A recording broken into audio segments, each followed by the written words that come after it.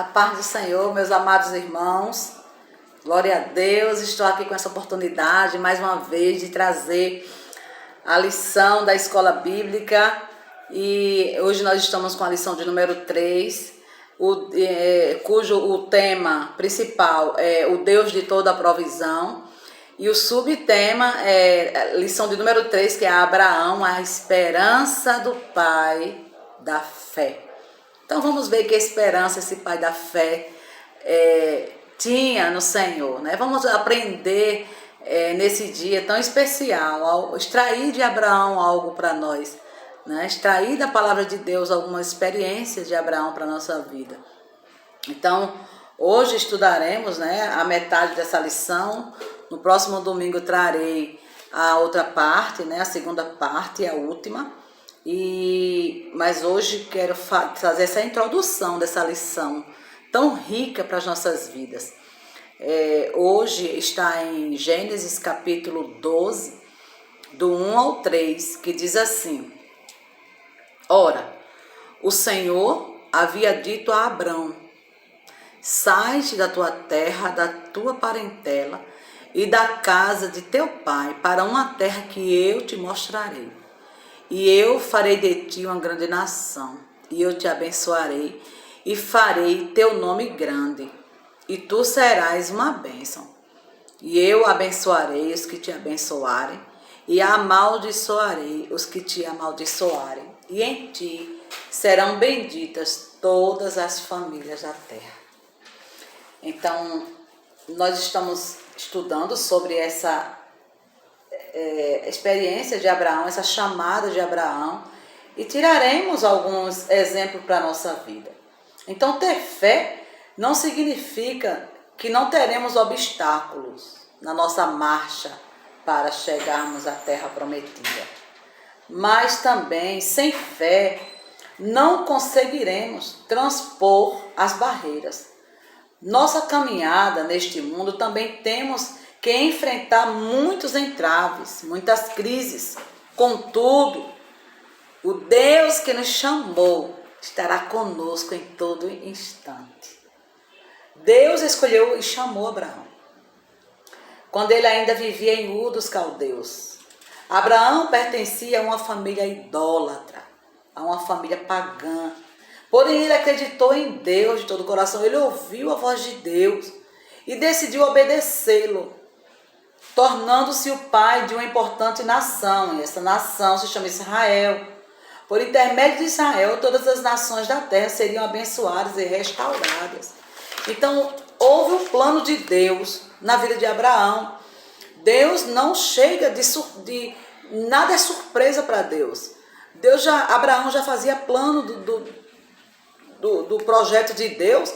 Ainda antes da fundação do mundo, ele já planejou tudo, até a queda de Adão e Eva.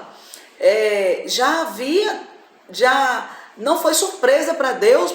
Deus, em Gênesis 3,15, já proveu a solução.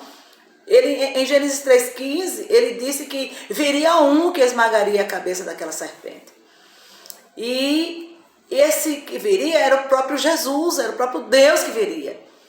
Então, quando Deus chama alguém, ele já tem tudo preparado, todo o plano, todo o projeto pronto.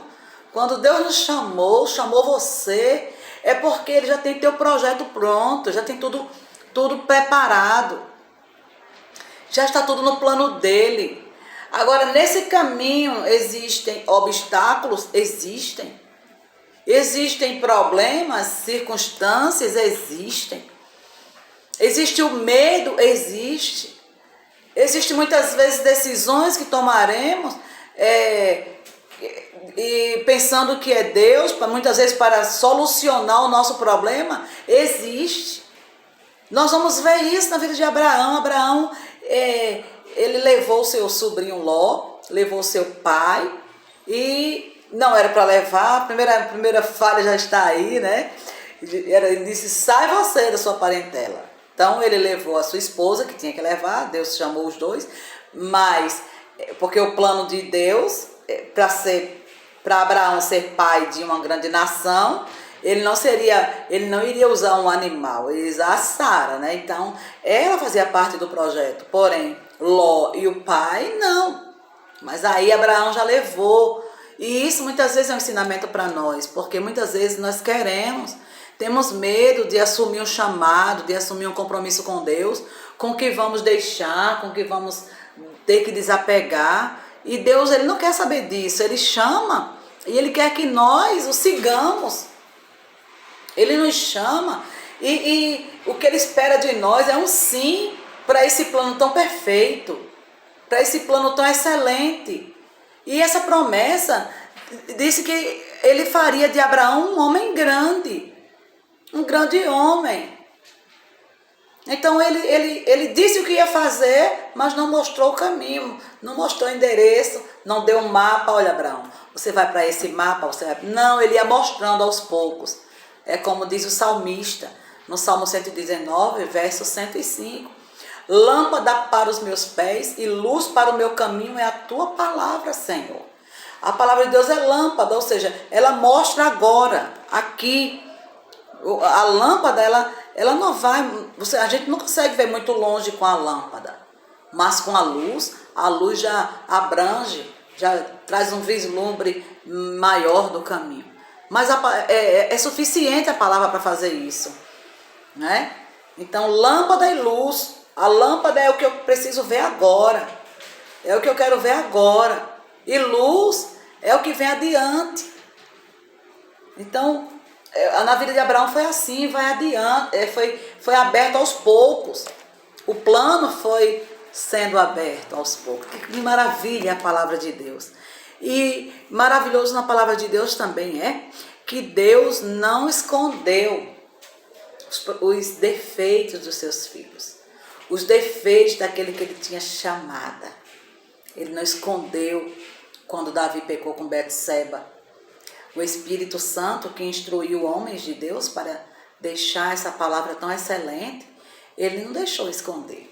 É para mostrar que Deus não gosta de nada escondido. Às vezes, nós seres humanos, se a palavra de Deus fosse escrita por homens comuns, com certeza ia ter muita coisa escondida. Não ia mostrar que Abraão mentiu quando chegou no Egito e para não morrer, ele falou: Sara, fala que tu és minha irmã, porque tu és muito formosa. E vão me matar se disser que tu és a minha esposa.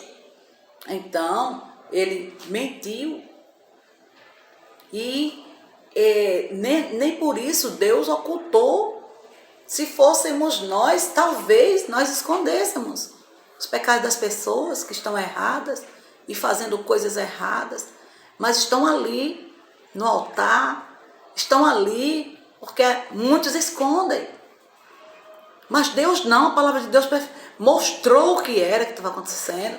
Davi, quando pecou com Betseba, mostra aí, deixa escrito, que é para servir de lição. Porque todos tiveram consequência. Você percebe que Abraão, ele entregou a mulher dele, Sara, para os filisteus. E acabaram, a Bíblia diz que possuiu. Chegaram a possuir a Sara. Porque os nossos defeitos, o Senhor mostra que também houveram consequências. O Senhor também não mostra só para dizer, olha, eles pecaram e voltaram, ficou tudo do mesmo jeito. Não, eles tinham consequências e às vezes consequências irreversíveis. Mas ele voltava e o Senhor continuava o plano, porque o plano de Deus continua.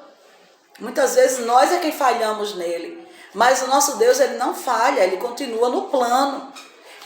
Abraão voltou para o plano: Senhor, eis-me aqui, vamos continuar.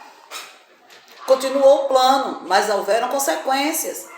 Mais adiante na situação, houve promessa, mas também houve a esterilidade. E agora a esterilidade de Sara, o que é que Abraão faz? Abraão pega a esterilidade de Sara e ouve Sara, porque Sara também duvidava, né? E disse: olha, faz o seguinte, nós não temos herdeiros, então, e você está dizendo que talvez seja Damasceno, mas faz o seguinte, possui a minha serva. Outro passo errado. Passando adiante, dando o jeitinho brasileiro, o jeitinho que nós seres humanos temos mania de dar, e depois disso vem consequências drásticas. Deus não ocultou os defeitos dos seus servos. Ele não ocultou. E de Abraão teve consequências drásticas quando possuiu a sua escrava, a Agar. Né? Então, consequências que até hoje perduram. Existem momentos na nossa vida em que muitas vezes nós somos seres humanos, nós somos feitos de barro. E a Bíblia não esconde isso, defeitos dos seus servos. Você percebe quando Davi fez o censo, quantos e milhares de morreram do povo de Israel, porque Davi desobedeceu a Deus, que Deus disse que não fizesse o censo, e ele fez. Então, existe o defeito do ser humano, existe, mas quando o ser humano levanta e volta, ele alcança misericórdia, a Bíblia diz, e o Senhor recomeça o plano. Maravilhoso de Deus é isso, é que ele recomeça o plano dele em nós. Que maravilha, que maravilha. Muito embora venham muitas consequências, mas o plano de Deus continua. Então Abraão, ele traz essa experiência para nós, né? Nós precisamos entender isso. Nós precisamos entender que a chamada nos traz dificuldades, nos traz oposição, nos traz, muitas vezes a circunstância nos mostra como vou ter filho, como vai acontecer isso, como eu vou sair dessas dívidas, se tem fileiras e fileiras de boletos acumulados, como vai acontecer essa pandemia, muitos faliram, muitos fecharam comércio, muitos foram abençoados também, porque chegaram dinheiro que não estavam esperando, mas acontece o seguinte, o que é que eu vou fazer com tudo isso? E o Senhor diz, eu estou no controle, eu chamei, eu capacito, eu respaldo, eu provenho, eu sou Deus de toda provisão, o Deus que foi com Abraão, eu sou Deus que sou contigo. A graça de tudo é acreditarmos, confiarmos no Deus de Abraão. Aleluia. Então lá em 2 Coríntios 5:7 diz, porque andamos por fé e não por vista, porque o justo viverá da fé. Nós andamos por fé, nós não andamos por vista. Eu estou tocando aqui, então eu creio que essa Bíblia existe. Quando eu posso andar por fé, eu creio que tem uma Bíblia na minha frente sem eu conseguir tocar. Então é pela fé. Nós precisamos receber pela fé, assim como foi o nosso pai na fé, o nosso pai Abraão, né? O próprio Jesus é da linhagem de Abraão. Se você ler Mateus capítulo 1, vai estar dizendo a genealogia de Jesus, falando que Abraão é o início dessa linhagem. Então, fazer grande significa isso. Então, as dificuldades que nós passamos hoje, ela vem para nos mudar, ela não vem para nos destruir, ela vem para nos mudar. E o que é que eu tiro dessa mudança? Eu passei por dificuldades, passei 3 anos de deserto na minha vida, e hoje eu amo chegar no altar e contar meu testemunho, mas quem sabe a experiência que passamos, como foi difícil, mas não é maravilhoso contar, não é maravilhoso hoje receber a bênção do Senhor, né? O gigante na vida de Davi foi uma história inicial na vida de Davi. Davi ficou conhecido por causa do gigante. Se não fosse o gigante, claro que viria outra dificuldade, porque a dificuldade nos faz crescer. A dificuldade nos faz depender de Deus. A dificuldade nos faz entender que não temos força, mas que o nosso Deus é todo poderoso e tem toda a força e poder que precisamos. Então a dificuldade vem para isso, vem para nos amadurecer. Tem que haver oposição. Tem que haver oposição, tem que haver dificuldade, sempre vai haver empecilhos, mas sempre vai haver bênção também na nossa vida. Eu quero concluir essa primeira parte desta aula com esse versículo maravilhoso em que Paulo fala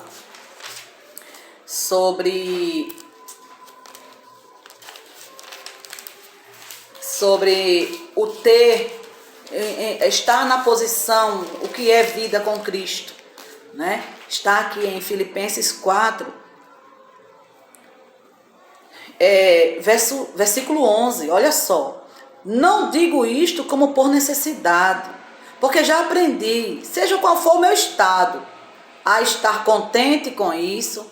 Eu sei estar humilhado, sei também como ter abundância. Em todo lugar, em todas as coisas estou instruído, tanto em ter fartura como a ter fome, tanto a ter abundância como a ter sofrer necessidade.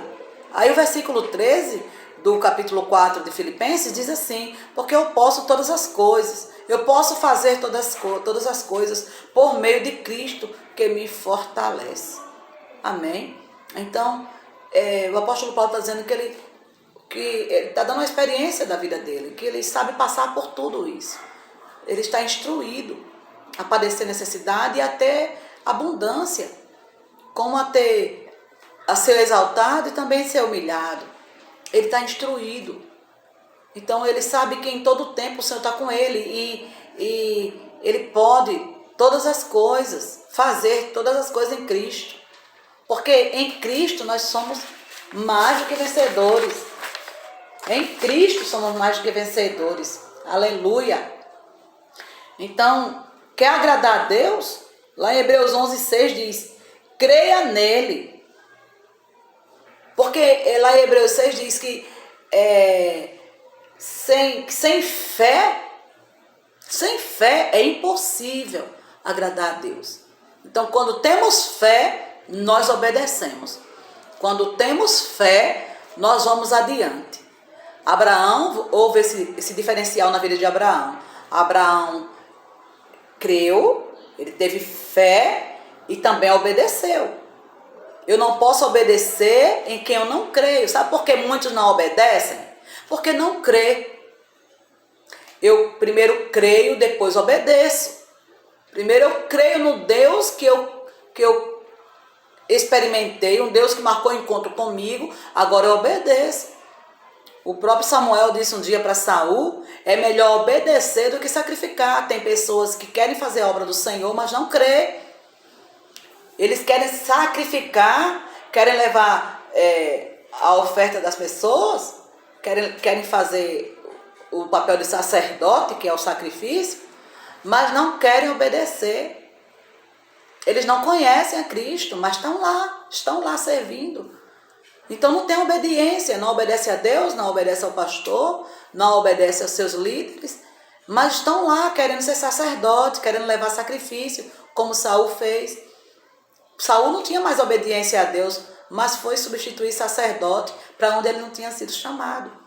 Então precisamos entender que somos primeiro chamados pela fé e obedecemos pela fé para seguirmos.